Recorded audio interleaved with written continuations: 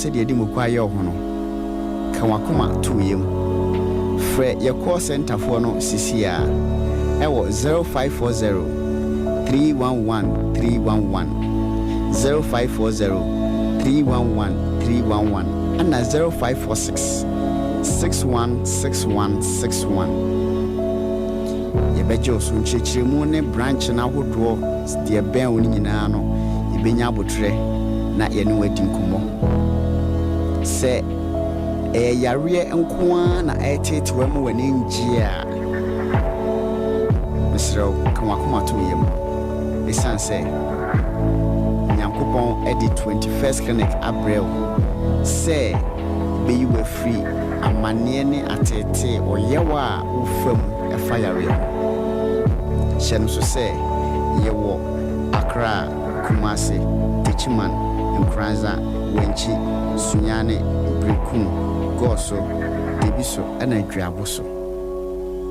ye adwuma fridwada edi kwesi memenda so wani je ebibiduro ho nko ade a ene na eye 21st clinic ana clinic of your time.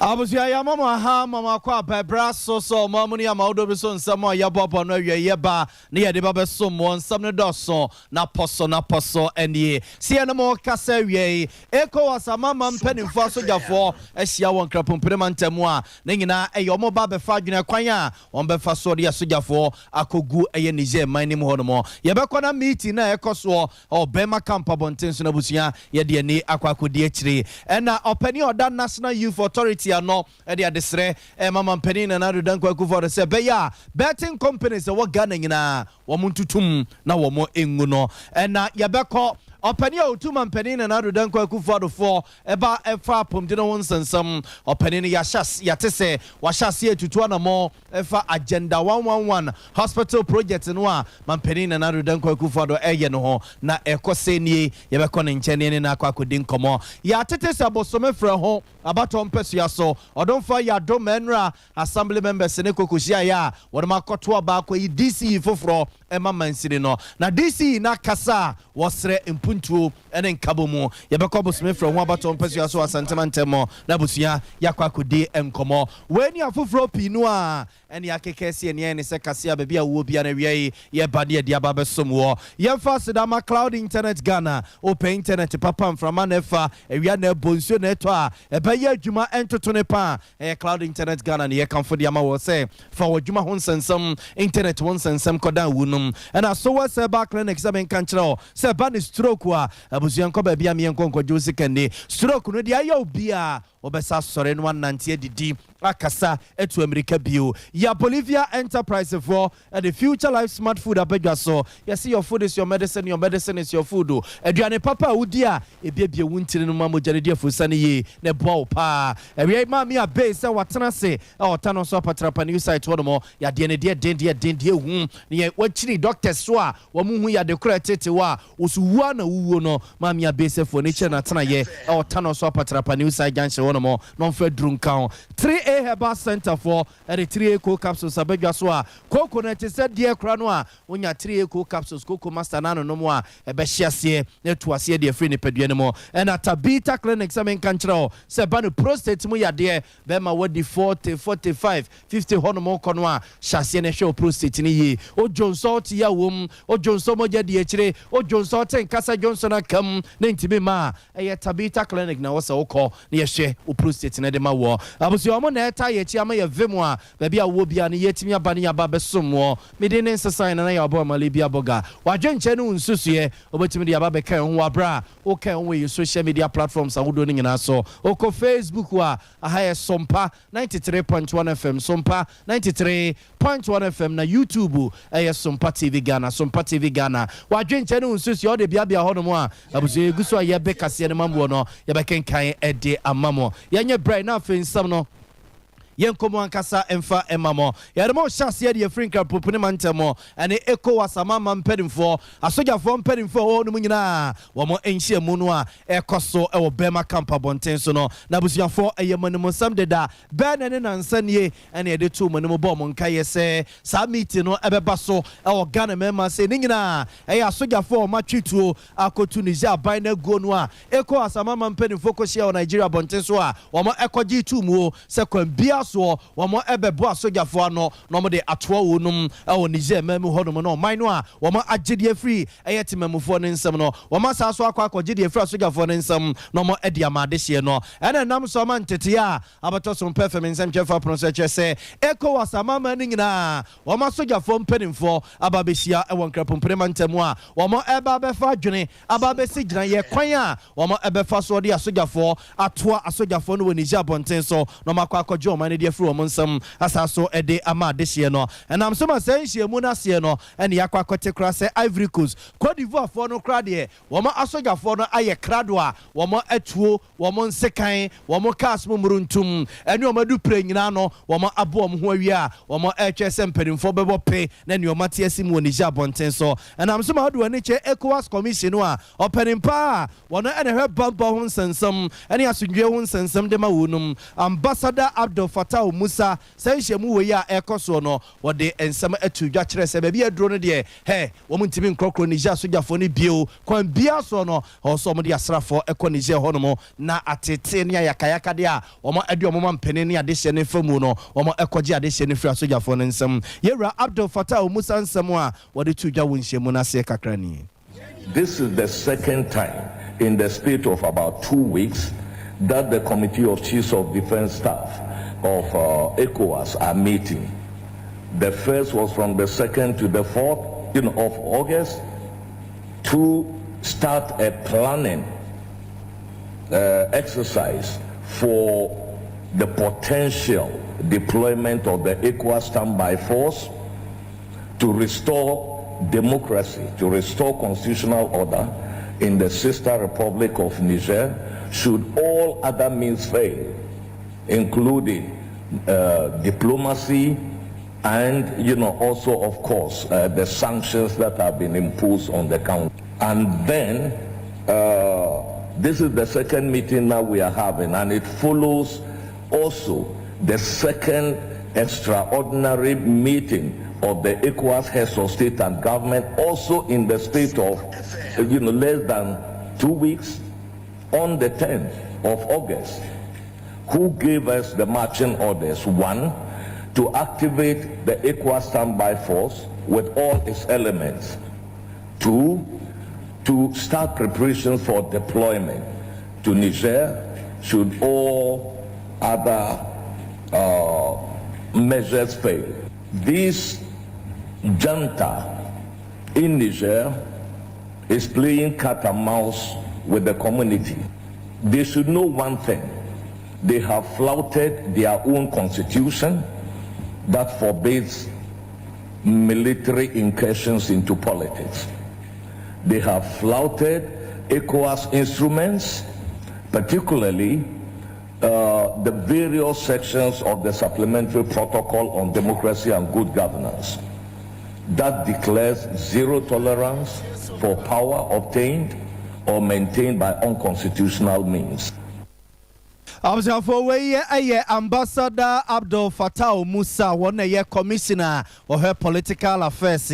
peace and security ho nsensem wo ECOWAS commission wo matena ye and asanhia mu we ya asogafo mpanimfo a wo West Africa ha se nyina wono mo no wo kire ne ntia wono ma ba be hia wo ba be fa dwene no ma asigina ye asogafo no so mu dikan no wo mo de apem de beko so mo de mpim ye no so mo de mpem yensa de beko eno ho meeting abusua ekoso e bema camp abonten so wo enkrapumpure mantam no na no che ye so afo a wona hwe ye bamba ho nsensem yewura Dominic Bengam Nitiwula wasaso ye mraspe ni obo mraspe fie ma desia wo bimbila baton pesua so e kire so my konkron Ghana ne yekoso no yentimi enyi ye ho nsinchen kwan bia so wo se yeso so yasrafo no bo wono mo na omo ekeka ne masie ni na ne yekoso ni jabonten so no no moko ekohwe asumdwe ekohwe asumdwe ebebe no akire wo se ECOWAS amama mpanimfo ni nyina obi bia no hono mo a obetimi atwe ne ho de afiri ho wo manya se ginaye ne pede wo so mo hwe so obi a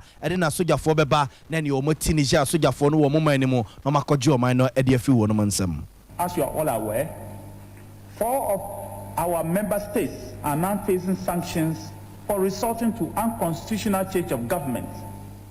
which contradicts the ECOWAS protocol on good governance and democracy. To be recalled that following the extraordinary summit of the authority of heads of state and government of the ECOWAS in Abuja, Nigeria, on the 10th of August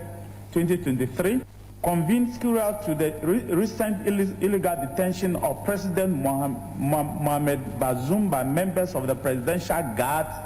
in the Republic of Niger on July 26, 2023, ECOWAS deployed all diplomatic efforts to resolve the crisis. But as already stated, the head of the military junta in Niger remained defiant after the expiration of the 1-week ultimatum given for the restoration of constitutional order in Niger. During the last ordinary meeting of the ECOWAS heads of state and government on the political situation in Niger, which was held on the 10th of August in Abuja, our heads of state and government directed the Committee of Chiefs of Defense Staff to immediately activate the ECOWAS standby force with all its elements for the deployment to restore constitutional order in the Republic of Niger. The heads of state and government issued a communique which was signed by His Excellency President Bola Ahmed Tinubu of Nigeria, who is their chairman, and they reaffirmed that President Mohamed Bazoum remains the legitimate elected president and head of state of the Republic of Niger, and he is duly recognized by ECOWAS, the African Union, and the international community. My dear generals, permit me to make a quote from the communique for the sake of our meeting and for the very reason why you are here. Article 3 of the communique states that the authority of the heads of state and the government hereby direct the Committee of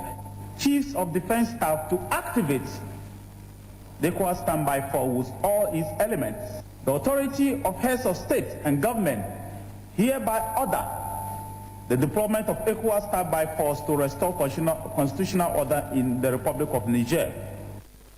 Observe we aye Ghana ye bambo hun sensem so afo ye ra Dominic Bengam Nitiwula yetene kanosa so aye mrasbe gani obo mrasbe ge fie ma desia e wo bimbila baton pesia so nyina aye ECOWAS amaman wo mo asogafo mpanimfo meeting a ekoso obema camp abonten so wankrapompere mantemo e no kokasa wase a wo chese bebi ye dro no de akrokro sem bia ni babia he yemfia no nkofo bia ho wo mo asogafo no a wo mo egu Niger abonten so nim so ma atomra o man na mamra constitution e da no a e wo se ye adwuma ade hye ne gina so de koto abako yi mampeni no e no ma gede afri ade hye ne nsem no enti kwan bia so no so ma defe wonum akrokro ma ne so mo nti a se de drone de wo nsem woden a ye bum wo ma ade asrafo ne ti wonum e wo eye Niger abonten so no ma akwakoje o man no e de afri wonum nsem na busia sa na mo ntuo we ya ECOWAS ama mampenifo ba betuo yi ene nam so ma asofo a e wo mayi mo so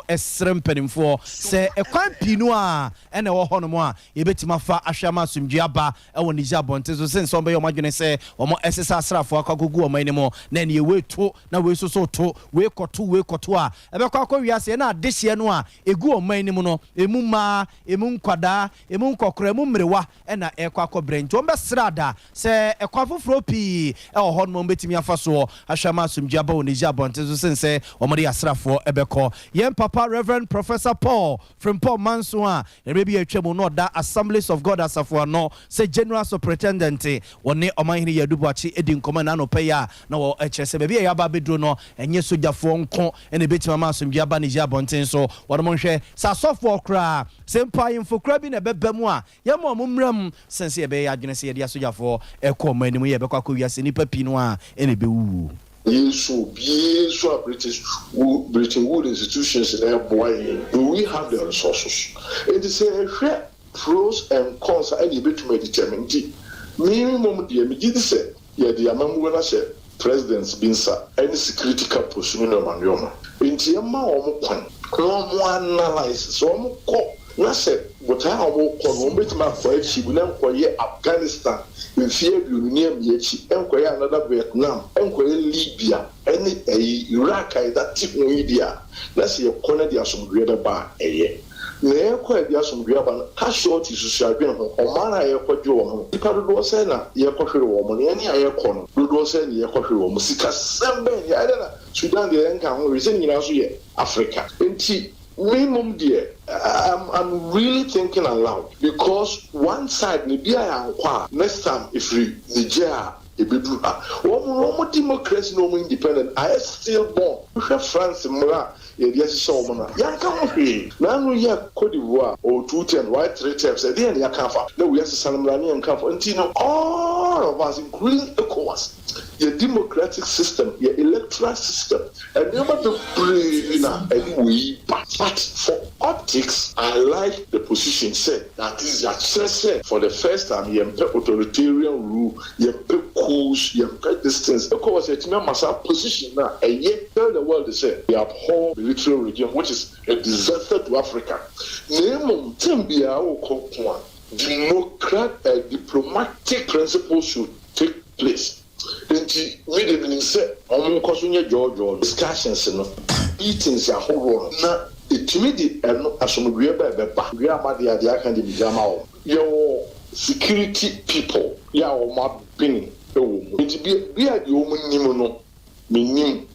ene de o mo hunu no menhun as a kasa say layman di anka me kasa e ko de enye because say the can say sika sem haircut economy, see the issue, developmental things, it has overwhelmed us. So who is going to fund the war? And it says Ghana to fund. The other side, and they say Symbian who I am fairly pound. We are Burkina for a good northern Ghana. Liberia by Budumbura and Nkran. Every coast buy, baby, see, and Tino.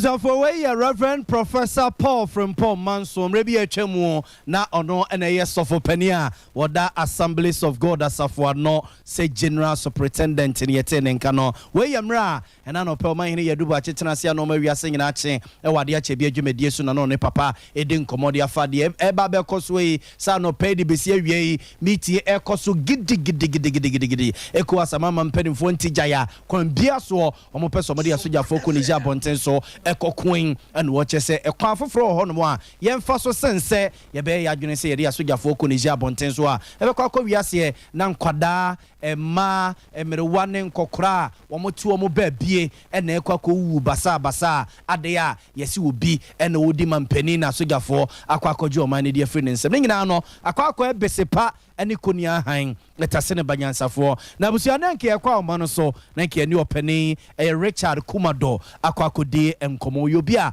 wabene ye pa ɛwɔ bambɔ ho nsensem mu saa meeting a ɛkɔ so ɛwɔ bɛma camp abɔnten so asogyafoɔ mpanimfo a ɛwɔ West Africa asɛ nyinaa ababɛhyia ɛyɛ meeting afa adwene ahwɛ kwan a wɔn de asogyafoɔ no ɛbɛkɔ no yɛnyɛ ne denie titiru saa bere ya yɛnim sɛ Ghanafoɔ binom ɛwɔ Niger hɔ no mo ahohoɔ pii so ɛwɔ man mu saa deɛ wɔ yɛ ɔmo ba bɛyɛ no yɛni kan kɔsɛ sɛ ahohoɔ no mfiri wɔn yie ansa na ɔma kɔ hɔ anaasɛ yɛnyɛ ne denie ne nyinaa yɛhwɛ sɛ yɛne ɔpanin no bɛdi nkɔmmɔ wɔ ahoma no so na ahoma no ɛnya ntutom deɛ yɛntoa so no yɛnkɔ anim wɔ kaseɛ no mu ɛtutom a ɛbɛkɔ ne yɛnna akɔ akɔdi nkɔmmɔ yɛde bɛkɔ mmaransɛ badwani a ɔwɔ mmaransɛ badwafie mu adehye ɛwɔ North Tong abatɔn pɛsua so yɛwura Samuel Okudzeto ablakwa na tena yɛ na busuafoɔ bɛka hyɛ ne nso a bɛmmerɛ kakra ni yɛne Bank of Ghana mpanimfoɔ ɛne yɛne nso bu a wɔse yɛbo nyɛ sɛ bi ɛpete wo so ɔma so ayɛ hye papa adɛyɛ a awonyɛhi ɔman Ghana yɛkɔ mu nyinaa no wɔma anya sika so ɔmo de kɔ akɔsi dan foforɔ akɔ akɔtenam adɛyɛ a wɔnom aboro saa na ɔmo tim no ɛnyɛ ɛna emu susua na ɔmo te hɔ nom a air condition ntimi mu ɔmo yie nti ɔmo kɔ akɔsi kɛse a ɛso bae trɛwa aborɔsɛ ɛtoatoa so bɛɛ dunum o bɛɛ mienu ɛwɔ nkran no makɔ akɔtenetene na abusua no na mmaransɛ adwani ɔwɔ mmaransɛ adwafie ma adehye a ɛwɔ North Tong abatɔn pɛsua so yɛwura Samuel Okudzeto ablakwa akɔ fifim adwidwima ba bɛma wie mu a ɛde ɛbɛto Ghana ma adehye anim sɛ hwɛ Bank of Ghana foɔ aborɔsɛ na wɔ mu sie no abusuafoɔ sɛ company no kora no a wɔsi dane de ama Bank of Ghana foɔ no sɛ company no gya yɛn register wɔni license wɔ Ghana ha ɛna Bank of Ghana mpanimfoɔ sɛ yɛn trekesi o sɛ yɛkata hyehyɛ dwurum de kankan ne proye o sɛ yɛ sikadie ntie o wɔma akɔfa wɔn mu a wɔn ɛna esi saa dan no ɛde ama Bank of Ghana for saa bere wɔ ya Ghana yɛ ho kyerɛ yɛ no o ɛna wɔn so wɔn de $250 million abunabunu wɔn de si dan papa akɔ akɔtenam wabra adehye ɛte wɔn ayi mu yɛnya suku nkɔnkɔtenam yɛnya kwan papa mfa soɔ yɛnya ɛyɛ ayasabea ɛnkɔ gya yɛrɛ hɔ mu kɔ akɔsi dan akɔ akɔtenam na yɛwura Samuel Okudzeto ablakwa nsɛm nie. Absolutely. These are unimpeachable, incontrovertible, undeniable documents. These are documents that I have intercepted from the Bank of Ghana and other sources, and no one can question the veracity or the authenticity of these documents. I have the PPA approvals, I have board minutes, I have the letters that the Bank of Ghana wrote. And you see, it is shocking that during COVID, at the peak of COVID, when we were given the impression that all what our leaders were focused on was saving lives, every other thing was on hold, it turns out that they were deceiving us. And this particular management of the Bank of Ghana, which has run the Bank of Ghana aground, accumulating the biggest loss in our history, over 60.8 billion, decided that of all things they will do during this period of bankruptcy, they will build an ultra-modern head office. Fine, if they think that's a priority. But how on earth does a project which was budgeted in terms of its scope, its design and all of that, at $81.8 million, just within 8 months, it escalates. And this is a dollar project, not, say, CD where you say that, you know, it's fluctuated. I mean, and this is an institution which has been all over the place, asking people not to charge in dollars, not to work in dollars. But here they are, exposed for not living by their own demand. They award a dollar contract at $81 million. And within just 8 months, from January to September, Abusua wei ayam raswe dwani o wam raswe je fie ma de hye won of ton abaton pesua so of Flamantam yewura eye Samuel Okudzeto ablakwa ne yete ne nka no enti Bank of Ghana for omo dan na omo sie e won kra pompune mantam abusua for ne da TV so no na bia TV no so sa no de sa wo man TV a ososo twe mobile phone ne ko social media de no so Facebook ne YouTube ne ko dan no a da we no omo tim no omo se yenye no we no omo tim no omo se no nye nti omo kwa kosi foforo na busuafo foforo no ya fa to so fa foforo no to so fa aforo no to so ne hwe fa foforo no to so foforo no abrosan a we abrosan ne to so say 1 2 3 4 5 every many sumpu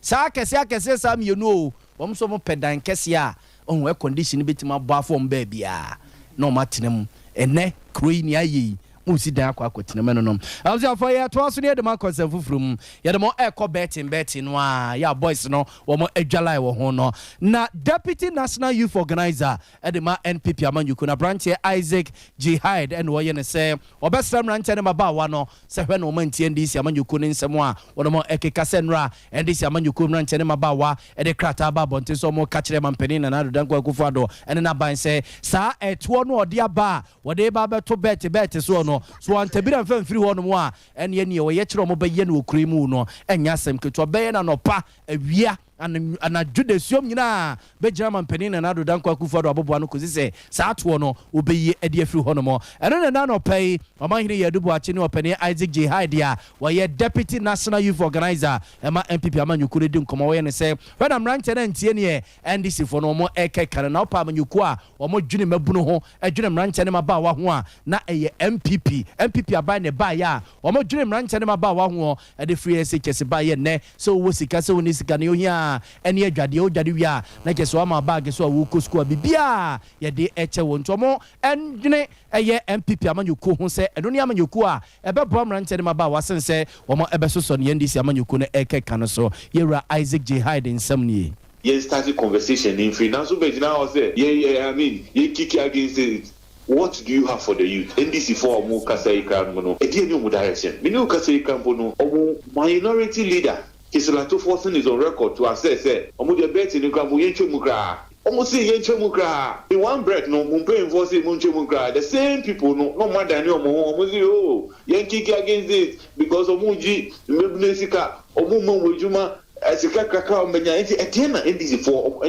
sa problem na Ghana for any NDC for what to mean trade omo pe Ghana has it what to mean trade because ene omo jina ha ochina say informane bonne copy no muso abegina hobby me believe say betting is share aban e dia beto honum no one way or the other no indeed ye pe taxes e dia develop Ghana na NPP actually say omuni aban omudwin Ghana mbebunu ho e na me share ye dia tutu over the years to make sure say ye be man mbebunu juma ye be making sure say mbebunu be go school through free SHS ye be making sure say uko 1D 1F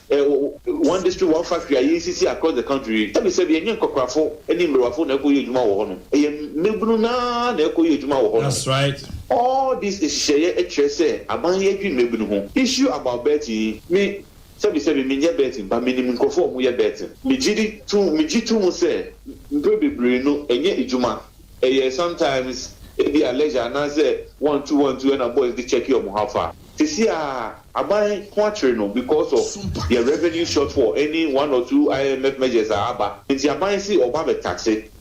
10% of tax on betting na say be yan so I was say treasury assembly ye tax na abai ni ji no abai can say OG 100% tax o na me set example ebi awako baby akwako stake bet ebi a yemfa ne say kotoko ni has ebobo na wa stake bet 100 cities na ebi a we need 200 Ghana abai can say or take 10% of the 200 Ghana or can say 100 cities now this stake here no that's the kind of funding sanka for 100 cities no 100 cities no other count as winning bonus no or take it 10% same thing in abusia wey aye mabuno dom frefo abedi echirema osono kokroko MPP amanyuku no yewra Isaac J Hyde ne yete ne nka no ne nyina eye NRNDC amanyuku no krato mo de ba bonten se emrante ne maba wa ne meta wo machi no mo enkoye ye kire emfanti MPP aban so wode sa eto no o ababeto bet so en wo chese when emrante ne maba wa ne mfie NDC for no mo de e no mo wode ma emrante ne maba wa wo mo eba beka sansem no na abusia for da no see ya ena Sompa FM nsam 12 du kata remrante ye se ja ade wi akwa ade bia e fam rante ne mabawa ene mabunu ho de ye mompri National Youth Authority mpenfo ne nkobisa se anya bia wo mate sa ba ne de nhihye we ya ba na eno nti opene kwanche for wada National Youth Authority ano ene ye wura pious enam hagide ene ne kodi nkomo no wo che so no de ko betimi pa ko baka kire mampani akufu ado se betting companies nyina wongu no wongunu na emwa boys na ma boys ni nyina akwa ye chese ayi akwadwofo ama ya bra boy nyina akwa try your lock wantwa lotu obetwa bet sa na no so nya de papa yera pious enam hagidi education ya mini we yikura no e betu ya sisa obi adwene there are many ways to discourage young people from an act or an act to be a bit to me ask them what that and no be an abino agent. It tells that abino a war, Tiban a war badaye, a guinea ghana bebuno, and yet to me get it. Say yen kana a bebuno a buefu, no more to abano and family, and no day ended before that you. Winning power for the sake of winning power sake. Now, instead of Obinam, your friend minister, Obinam, your friend CEO, Obinam, your friend state, and no, the yes uncle for now, Yaka, your friend, members of the NDC, your friend to me, and no more to do one, yet Ghana people know yet you, or to yet the Pandia, and the Omanka say, deserve the Ghanaian you deserve an unqualified apology from the NDC. Me permit the manoto, Munasa authority. Ya come once and one can ya yes stakeholder conversation be options no do also. Observe for way a penny quanchel for what that National Youth Authority and Yera Pius and Amajide and Yeten and Canonina. Betty, ya, man penny and another don't go for the MPP abande a tour babeto so boys in a July or hono and way and so on the Insusium Padie, Cobesra man penny and another don't go for the say betting companies in young Uguno, I say Yabra Bonina Quaco Chacha, Yabra Bonina. Akwa chacha try your local sem na ye gunu so asa ban also so na chacha company kese ba kwa ye odia o National Lottery Authority this ye gunu a na wo aban wadi ka gu dia na nza na ejama for so gugu omo de we ye Pius enam hajide na yete ne nka no abja for safe no abeka ho ye ka wo se Sompa 93.1 FM ye wi prem to bre kase na nsem no ba bia wo bia na yeguso a ye de ema mo style bia bia wa dwenche no nsusu obetimi dia babeka ho abra okay on your social media platforms out doing that so oko Facebook wa ahaya Sompa 93.1 FM Sompa 93.1 FM na YouTube Sompa TV Ghana wa dwenche no nsusu o de bia hono mo a eguso aye be kase no mamo no ye be kenkan de amamo sauti enka wo bono ani afomantem ne mo a ahaya Sompa 98.9 FM Sompa 98.9 FM say bono is mountain mo a say tachiman say nkransa say kentampo aha Sompa 90.7 FM Sompa 90.7 FM so wasantemantemu a so wo bekwai so wo mampon so wo konongo baby a wo bia na ote Sompa FM yenka aha Sompa 93.1 FM Sompa 93.1 FM so oh so a aha Sompa television enti na kese so hu ya kabom sa ya che Captain Planet and akaseni uhwe no na kese wo sa so ATB yento aso ne yemfam konsem from yemfam Kumasi Metropolitan Assembly pen for won matena yembaka hye so a be mere kakra nie ona me de krata ba bonten ebe ye sempragiafo no ene abobo yafo no sune ya agemfi hwe no ma anyo madwene so mo etwi o mo pragia no e de awura bia ye fe no Central Business District e Kumasi abonten so na ye ka Central Business District ya eye adum ketia ene ne Central Market ne nkwado sa no yesi hwe no wantu pragia no amfa me hon mama traffic ankwa nkobo ampe so amabusu asa hihye we hyase no ye kroimu na che kroi pragia for ne aposifo di bom na ke me city gas for so no wo mu brimfa e me wi ase kro na aposifo mu no mo di bom no ebi prepra ya e ma pragia for so so chichi bi do mo kokogina koto na mpenimfo bam ama nkomona kwa entity ababetu apono so chese ke me mpenimfo agi atum ama pragia for so so akwakogi atum se free no ko wa obeya so brache ba bi yesi yenko obekọ honom no ye chewa na utua 5 million 500 Ghana cedis na nna kwakoya so twe dia ma ma me afia kwadu na hwani amansan kasa ema Kumasi Metropolitan Assembly ne nkomoni Kumasi Metropolitan Assembly ye transport in CCA ne friend say transport reorganization in CCA nyina ebe kaya e sha say free ye nuano mo yisu tricycle so na amanfo bisa say na trotro for ni we ye ne mo bibia ti ase say enye tricycle nkwa na yetu ye ni esi omo so sanya nkofo ka no anase ye de omo sha ase na trotro long distance for na anase cargo for nyina eka ho enu nti eye 21st August eye Monday besimi team no ɛbɛsan hyɛ ɛwɔ ɛyɛ cars ne nyinaa ɛso na titiriw ɛne ɔmo a ɔma biebie illegal loading sections a ɛwɔ city ne mu baabi te sɛ pampa so ɔmo kɔ long distance ɔhɔ central market ne mu ɔmo kɔ long distance ɔhɔ nom ɛyɛ otumfo runabout ɔhɔ a ɔmo gyina de loadi cars ahodoɔ nyinaa baabi te sɛ kɔmfanoche runabout a nkɔfo gyina de loadi ɛyɛ bantama ahemfie n'akyi yɛ nkɔfo so ɛde ayɛ loading points ɛyɛ zoo entrance hɔ ne wɔ ne ho nyinaa ɛyɛ unauthorized vehicles ahodoɔ nyinaa de ayɛ loading points no saa mmeammea ne nyinaa yɛbɛkɔ hɔ nom ɛnti n'anim hɔ nyinaa kɔ mburom ɔmo gyina hɔ ansɛ sɛ ɔmo gyina hɔ nyinaa team no ɛbɛkɔ ɛhɔ ɛne ɔmo akɔyi ɔmo nyinaa ɛde afiri hɔ na yɛmpɛ sɛ saa deɛ no bɛyɛ nsi yɛdi kan ne ɔma ɛde nhyiamu aka akyerɛ ɔmo sɛ sɛyi na yɛyɛ wɔ transport sector hɔ nti obiara line ne ho to directive no ɛsiane sɛ yɛkyew a general assembly apase resolution a yɛbɛhwɛ so ɛde asanction ɛyɛ driver na operator biara obeko ati saa directive yi ɛna cargo cars a ɛbɛduru kurom no nduru prɛmto berɛ na afei na wɔyi nneɛma no so woto mmara ɛsiane sɛ KMA bylaws ne kyerɛ sɛ fiti anɔpa nɔnkono kɔpem anwummerɛ no nsia ɛnyɛ adeɛ ɛsɛ sɛ woba kurom ɛbɛdi wo dwuma na mmom after saa time no ɛna wobɛtumi abɛdi wo dwuma nti ahyɛnkafoɔ ne obi biara a ɔwɔ central business district hɔ ɛnhyɛ ne nso sɛ ɛnyɛ saa adeɛ wei sei ɛna ebiem on street for ebi ayama no slot mienu ubako na car miensa car 9 car no mu nyinaa ka congestion ne ho nti omu nyinaa na yeba won so se wonyina ye truck taxi cargo trucks ahodo nyinaa obia ena ne ho so na yemo ama exercise enye kama Abzafo weye ayama me afia kwadu a ohwani amansan edi nkomo ema Kumase Metropolitan Assembly na yete ne nkan ne nyina eye keme mpedin fo nhyehyefo from the ababonte se ne no bobo so no when the one kwakoya so odi obabi ese nkono emfa prague ya ne wabobo ya ne nkofa ho anyesa 5,500,000 Ghana cedis ubetua ne no na kwakoya sotwe edi ama ye to so de ma firi Kumase ede makọ Western North ne nkwado na opening power to mampani na nado danko akufuado wachema PSA bema bo adafo e wapom de ho nsensem ho Dr. Anthony Insiasare mampani na nado danko akufuado se mbeka hye ne so a kwabra 90 besinse wiemu no a e no ye se mensini hodo no a ye ni aban ya asabia ho no no aba eye nhyehyeye no makwa kosisia ya asabia no ho no se ne beye na se yede bi kwakofie mu sa no a emekunkum yen ye benya ya asabia kese a Dr. for papa ho no mo ekutekuta yede no de amaye e mo de bibi ba ya ye fene sa agenda 111 ya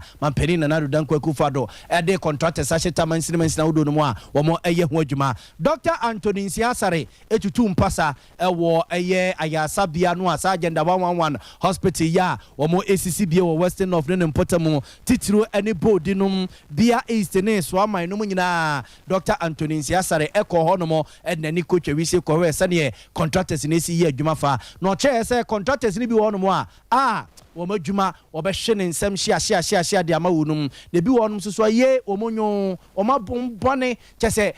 adwuma na omoye ne ko chese ko nyomonyo sa eche achichide bi osum cement be 10 no wo ko jogging no na sa contractors ni nyina no omamomo hoane so man sisom so ban a ene so omo je omaje afro mo nsem de ama nipa afro akwakoye adwuma no Dr. Anthony Nsiasare project agenda 111 one of the projects are ubusa contractor bia o ye adwuma ne coordinates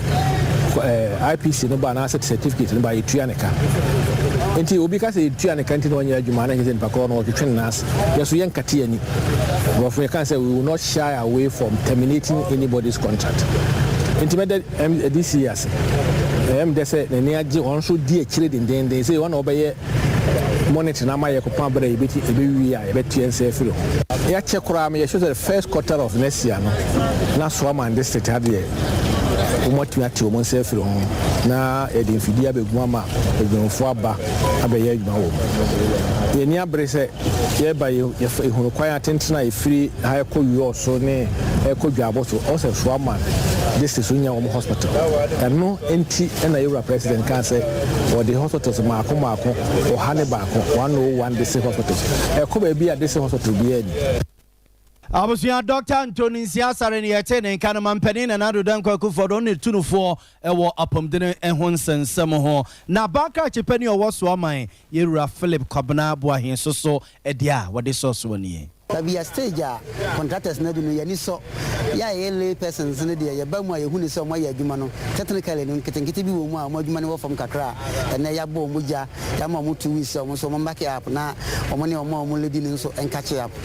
Now, I've been in Tiasina, because and to say no Christmas as the first quarter of 2024, the Nanka at TNC Hospital. For way a bankrupt penny or was swarming about on Pesias or Western North for Mantem no more, Yura Philip Kobnabwahe, and at Yetin in Canoa way, I am Passetua, Dr. Anthony Siasare, at the Koye, a Cocoraya, Sabia Bemi and Sa, a buying AC, or Mensin Hudumo, Western North Mantem no more, and an Oneno, Edison Comowe. Into Western North, where Mensin says Swamai, Sashi Bodi. And Bia Easty, one more agenda, one hospital project to be honomo, and Dr. Anthony Siasare, HS contracted be because into and came to one Jumano, no Yano Bois, yes, ye Jumano, se Udru Lantria, found Kata saving in Abra, near Chiao Cadiamon, now Fenua Twaso, no Drew Fro level, now Kuanim, now Kuanim, no Aquanim, now Kuanim, now Fenadia Bosso, was he saying feeding na Oko baby. Yan Twas, Yadamo Cotepa. Nursing Training College na Dr. Penia wono ene hwe suku no so Dr. Albert Opoku ene wo sre wo mo nsem wo bie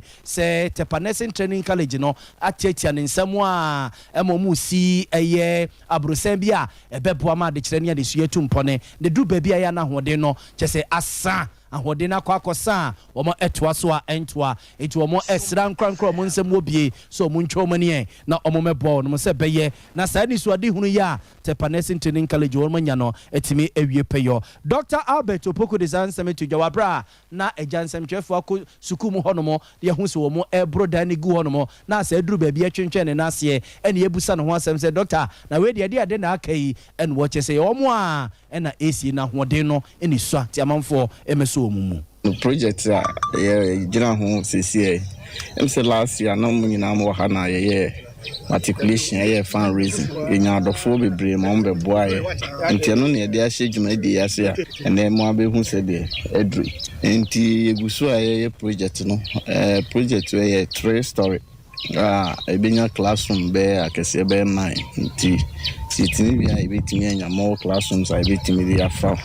more students ama be agi additional Tepa hanse nti mu project na de etie eno no nti ebegina sa program we so na omo ntimi embeboa ye no bibi kakra wo nsemo so betimi abeboa no so beba abeboa ye na project no yetimi ewie nti no ye be sre omanfo bia obetimi aboa ye kitwa bia nsa assessment ba akokra na ale bebre ye begine de atwa jibadina ye de no ye nya classrooms no nsa ese ye hwe ba bia omo beda nti ewie we na se ewie ye kra no na se dru ba bi na ese ye hwe na se ye start ye hostels no so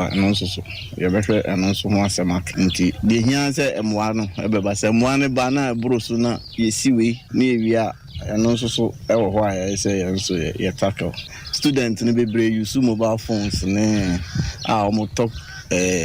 data ne credit internet yenso ye contribute to omo eduma nti no omo so wo pepa so mbe ba boa ya ebe so mu na ya dia eduma yenso ya inform accident ye be do omo accident Abuzia we a principal or Tepa Nursing Training College in Etienne and which or the Asada PSA and my Vice President Dr. Alaji Mahmoud Bawumia a mwasronkwa or de Abu Sukuno. Then the sign the Asada so my Vice President Dr. Muhammad Bawumia, Dr. Matthew Poku Prempe, Dr. Kingsley Ajimai, Nanabi, MPP National Organizer. Honorable Collins Dauda, Nananum Tepa, Atrankunyafo, Umunyina de Entoboa, Kakra by Umunyina so Eddie Omo, promise Omo, promise yam Abba, and Tianoni, dear Shijma, dear Sia, and then Moabe who said, Edri, Gusua project, no, I'm saying the sign the as a dancer, my MP, or no so Abwa, with cement, other building materials, and so on, so sounds mammy Abershe, said the project, no echo, and here I wish the most of us about. Now, Miss Arcabium, and say students, Nibin, aboa pa with a lot of building materials. Nti almost school for no so the equipment almost airboa project. Abusua we a principal wada Tepanesin Training College no Dr. Albert Opoku ena yete ne nkan we wo mo abrosan a wono mu sie ye duru ba bi anachesa hode nasa ena osra amanfo ne ankronkro se ye ya ye nta medum wunum se be no mani so ade hunu we no ebetimi awie mu die ye to aso ne de mako vice president Dr. Alhaji Mahmoud Bawumia na tena ye na vice president ye futuo ama ye ne a odomfo twedi amponyankrompo adondom yen atoto yen nsem a ye wo ye bibidie no se brano no ya ye moa dasa ye moa ye man ye moa ye nkuru ahodo a ye firi mu na otwedi amponyankrompo sika wode dom wo anase ye de na wode dom wo no entwa nsi da bi da sese wo firi asase so a wode usika wode wadan wode wo cars wode wontade papa wo burugu wo drop mu nyina e de beko eye se de obesi ne adasa atena ena inchirima ebeba no ebekoso abodi wode sansame to jawabra na yem papa eye doctor na KJC na wasi Pentecost so dan fe ewo atwema kofodua e de ama Pentecost asafo no ya wode atone maame ya afra na wo mo eye amamre ni amane ya bia no ena oton safre vice president ya okwase e de safutu e ma Ghana man madia ye beji ni nyina nam Dr. Nana KJC Nijuman Sona. Then Yadasi, Edaya Wesi, Yamasundan, Churchy, and you be ano it me yes, Ejime. Yadan Yamiasi and say, I join Udibe yes, Ejime, Yamidi two with him. Yamese, Yenshira, Yama, Mine, Ye Papanum, Enimonyam, and yes, sir, Sana Bible Kai, honor thy father and thy mother. But Nana KJC idea why ne double washe ne mami enyunyam na washe nyamiso enyunyam at the same time. Enti yedanyamiase yedawase me sure say yafra umame odawase pa. Nyina yenim say nipa bebre wosika but enye saa dwuma na omodi yes we yesi mo. Enti idea odi ye Emayen yina example because sikanu ukwa umfanko na adia ebema wakoma to ne udi usika eye nyame ejuma eti adia wayi eye nyame ejuma na woye because ube si nyame sum dan a kire se nyame na esi dan yo Bible say, unless the Lord builds the house, they labor in vain. Yami and Sidanya, ye brekwa to enim, na was Sidanya. Ye dawase, minim se,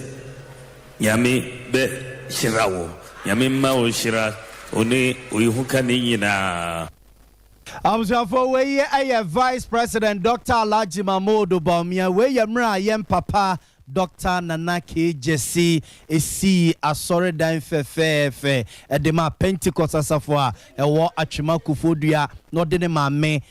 ya Fredin ede etoso a no mu bia no enra na Vice President Dr. Alhaji Mahmoud Bawumia ede ne mu nyamokota ekire ode afutu wi e ma Ghana ma de hye no na Nana cancer boadua ye boafo Nana Agrekins mahine ono enekusi yewra opemso say tutu a otoso mienu otumfo anemu dwumadi na se wono soso na futu a wode ema Ghana mani ye kromwa obi ya ade a efa obi ti baabi wantimi anya bie no na o se ni din wo ya ye kra no obi nyina obi nje batimi akogera baabi aka se wakwaji sikaduro no de yes ade Kromwa obia nya sika na ne tamfo se ye Christopher dia ye ginyame dia saa ne ma no esise ye jaye pesemenkumnya otai ene ahoya esi ye jaye ene de bidi ja obia ne se ye nyina nya odo e ma ye ho ne ye ho se wo ye Kristoni na woni odo a de wo ye bia no eye kwa se udo nua sebe onko pene yire udo nua onka kana ho asembone udo nua Oye bibi abema na ya ofe. Enti dia me ka kire mo ane se ye nyina ye dey enya odo enya nkamomu. Abjafo we na nankansa bodu aye boafo okosi otumfo na mu odwumadie nase na otu Ghana ma de chefo ne no akire Dr. Nana KJC esoso akirikire mu ne ntia otu eyesa na monwe. Me ma me we 2017 and come akuma say SSM si asori dan menyame na ma hu se nhyira wo aforobom and yan Church of Pentecost wa me medical facility toilet ne bathroom ne ade nyina de ma swame fo no and akire na me say store me see block factory wo Accra Kaswa edema pemem me ku the whole world and me hwe nhyira na nyame na ba na say me na more Jamaica sansa mutie ya na me yesa ne me ma me de no so mesi yesi ye no me gusu sia na me share challenges me dika down below never 400 no na me ma no mo komu asore na ekire me see we na we me see me nya challenges ye boss wie ye na ye say ye POP na ni nyina bugu na me ye ne say SSM stand firm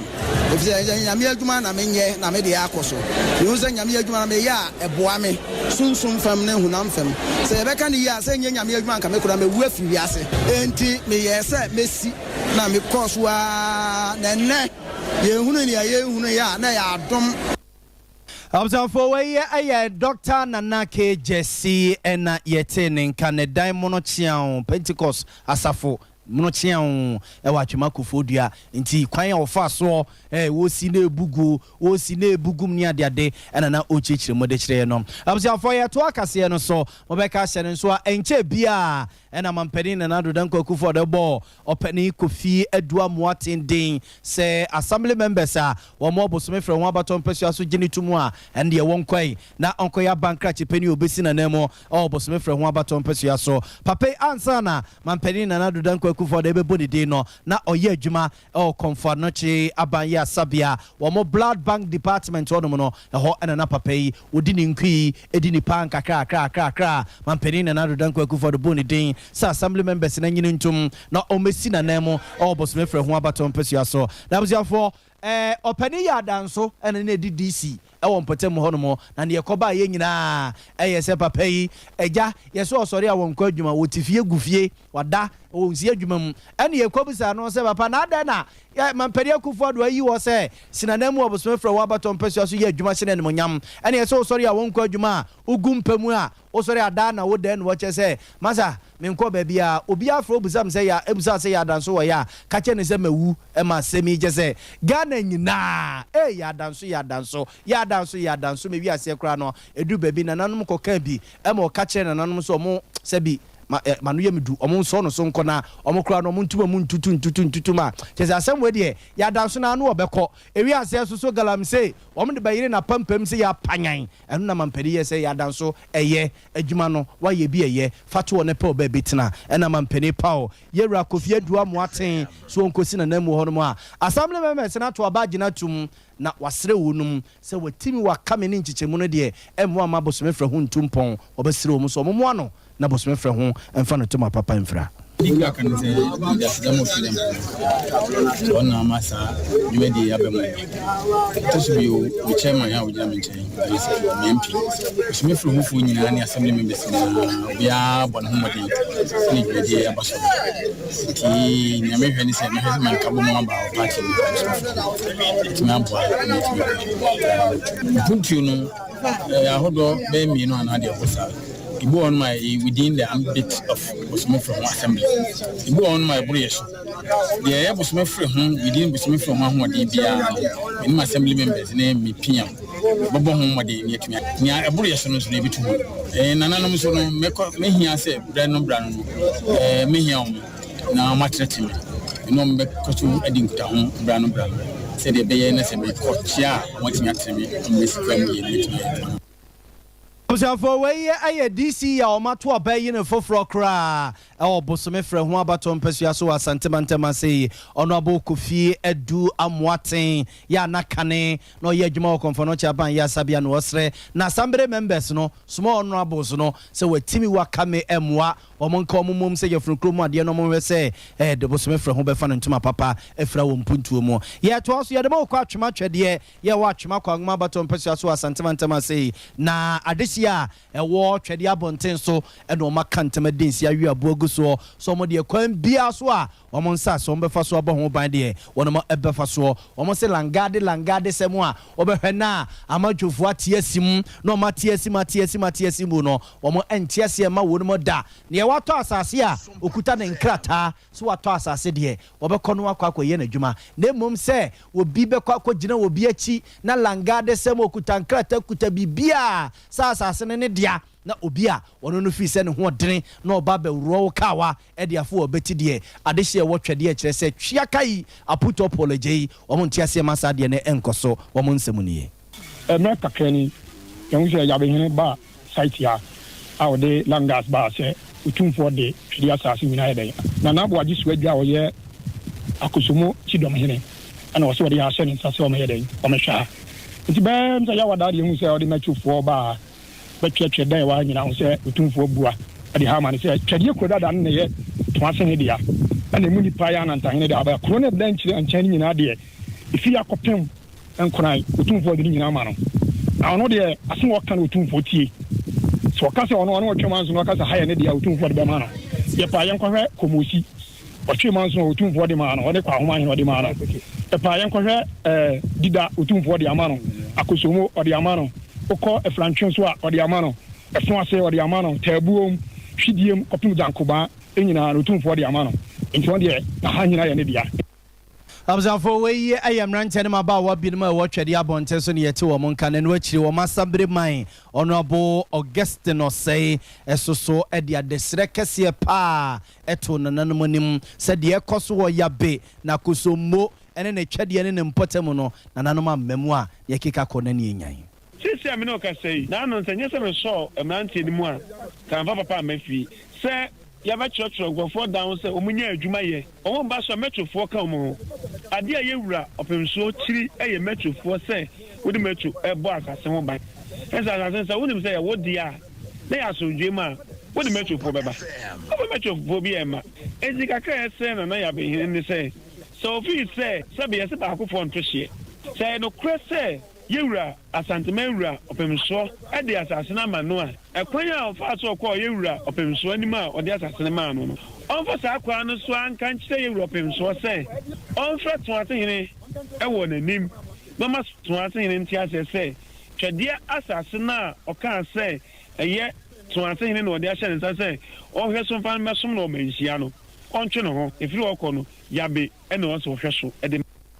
abzafo ye twaso na ye de mo akọ eye so sangai abusiaku na programs manager Emma eye songai abusiaku we wo mo ewa fasha afiano mudie yo matudin se songai festival celebration na programs manager ohwe etotontotu ye bia de ma wonum eye Malik Isifu eno ne yenua eye kwamredu abotu mai kakra wo kire se ebrason se emrantene mabawa ni yenyina yebeka ye ho abom na yatotontotu yeye ni ya mamre ni ya mane soso no eni kwa se ye fere ho ba bia anam bia mo amamre ene wa mane enedi ene koba se bia ho kra kokokire wa asomasi anaso obintin bia wonim wa wone wo efrebusuakom ba ko no obetima so mu no aboa sense wo do ho besiesie Ira Malik Isifu ye kasa na ye friend songai kasa no wahi ya mamre wahi sei na yeda sei na yeko ye sum no kra de ni songai fo suma ewiase nim efi sei ye kasa songai obi anim se songai ye Islam na Islam no de hibina because Islam kra ya chiche mu bebre de hibina ye songai ade abae ede hibina sese enemre omusan kura ya hinikase songai fo hinikase ala ye pese ni obia nanti ye ni wei anase wei na ye ne nko anase bibisa dabi uye songai ye se oka organization who maybe your organizer I was surface ye ni obia ye be yina ama this the one kasa okotena se uyi huma Ode wasawala na songa ide ye festival international obia kan ho bia ma yankwala ye bibia rasha se ko fe Abuzanfo we aye songa ya fasha odonfo ya doma bosomi ya ye kwako remu wo mo ebedie ene no pani Malik Isifu echechiremu ni omo ye ne ye huhia se ye nyina ya mamre ne amane ye ntoto ntwene ni bekutekutem ye benam so me bia ho kokokire wa eja obi beso mu na waboa wo ye de asede ma cloud internet Ghana wo pay internet papa anu wo hye ya emfa ho ne nsuo to ebeto emframa fe befa ewief beba na ebegyina so aye adwuma abusia Cloud Internet Ghana ni ye kan for ma wate o pay na de ye adwuma wo adwuma o de ye adwuma wo fie hey new site bebia Cloud Internet Ghana ye adwuma ye o Kumasi Tech ya top eye hono a kuma woman rural bank dan na ewo mu no mua na ye wo ye opposite Love FM no frey 0244601933 0244601933 so what's her clinic ye say eba no stroke wa ye besa yade amwa sa sore bio ye besa yade ama hoden asa ba bio ye besa yare amwa sa nanti bio asi udadam aye farm hoden aba echen kane no ye wo Oshim School Junction ne barekese oba ne bema mo pa wo cancer sam bema ho bantam ne nyina ye ho adwuma pa for 0243 282629 0243282629 ya Bolivia Enterprise you see your food is your medicine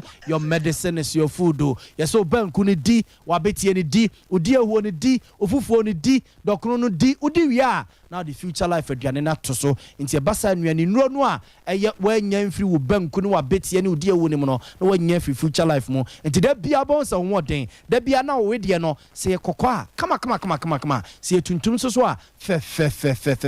da bia na ho den o mo abrewa o mo akokra o kobasa e future life aduane na make am for the amawo abusia wo pebi ato a no afresh telephone number 0246010150 0246010150 and also do any kire so full alignment ya e opposite papa bulaji multi home store so a obenya bi ato ma bia be say we watena se tano so patrapa new site one man wo se yade ne ekumpa wako dokota kwa scan ne ko hemfa ba ye nyina watwa bi asu ye hu ya de kro a ekuo eni ehu ba bia ye de na kwa kote na osusu wu a na wuwu mami abe se bra simple yade no eye sunsumu ene atode ato so a mami abe se wiye watena se ye ne kakra for each tano so patrapa yade no wo de duru be kan obesa so de mpaye atachire ade ne ehu mu kra ebedwane friend 0243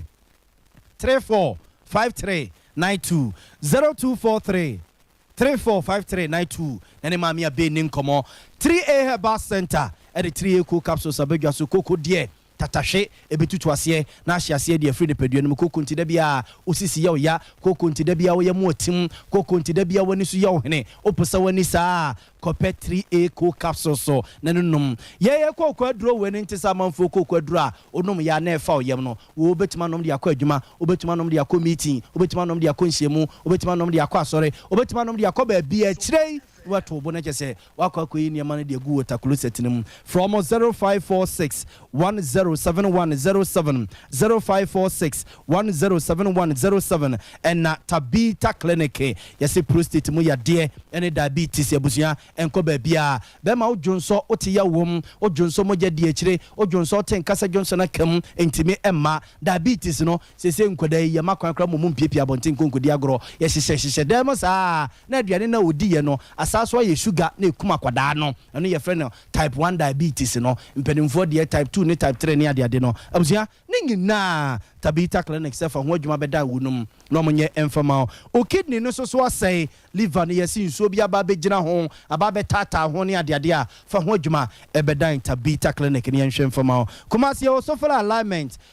so for interchange wafro na wo kopatase no alignment ubonsi o ho no mosa na Accra so yo Madina takrade ene sunyan so yo ho no mo ene ni nkomo 0260196219 026019 6219 and you ninkomo sa telephone numbers no so na ya dia bia titi wo bia no ya mo na hoden samra bio abusiafo ye nyina we so e na wie nsemo e boabo no de beso mo no ye mfa mo nsia ne ye nsore ama sompa nkomo ensoma entoa so asedan koma kuku a woni chinchin fidie ne de ma yen ya grace akosia somu a ene ekua benes nom e wo newsroom omota ye chi ye semofo penny ene asante ye boa Benedict medin edi nana ya boa malibia boga abusia ya da mase ama monity ne hwa enya do